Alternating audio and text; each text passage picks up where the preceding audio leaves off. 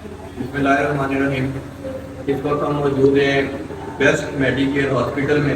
یہ ایک private hospital ہے میرپور آزاد کشمیر میں۔ یہ ہمارے ساتھ کیا نام ہے؟ مختار صاحب ہیں۔ مختار صاحب سعودی عربیہ سے آئے ہوئے۔ ان کی مسز کا آج یہاں پہ بالکل مائنر قسم کا ایک گائنی سے ریلیٹڈ آپریشن تھا، اور اس سے پہلے یہ غلام محی الدین جو میڈیکل ہاسپٹل ہے وہاں پہ گئے۔ کتنے دن پہلے کی بات ہے یہ آج گئے۔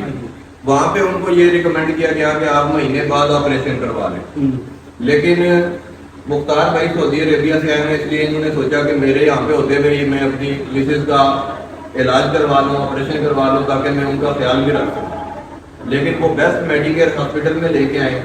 یہاں کے ڈاکٹروں نے بغیر کسی ٹیسٹ کیے، بغیر کوئی رپورٹ چیک کیے، ان کا ڈائریکٹلی آپریشن کرنے کی کوشش کی، اور آپریشن کے دوران ان کا بلڈ پریشر شوٹ کر گیا۔ انہوں نے ایسے ہمیں بتایا، اور ان کا ہارٹ بند ہو گیا، اور اس وقت وہ ہماری بہن ایکسپائر ہو چکی ہے۔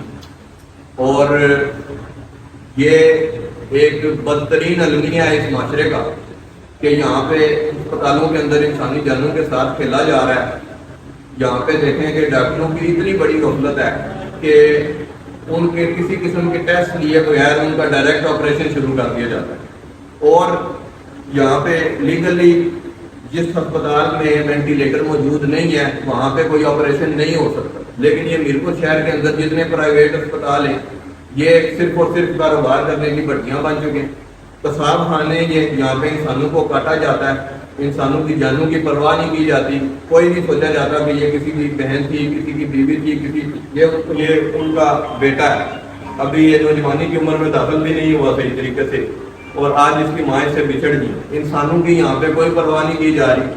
ہم انتظامیہ سے مطالبہ کرتے ہیں کہ ہمارے گستاخ کو انصاف دلایا جائے اور اس قتل عام کو بند کیا جائے۔ یہ قتل عام ہے، یہاں پہ انسانی جانوں کی کوئی پرواہ ہی نہیں ہے، یہاں پہ انسانی جانوں کے ساتھ کھیلا جا رہا ہے۔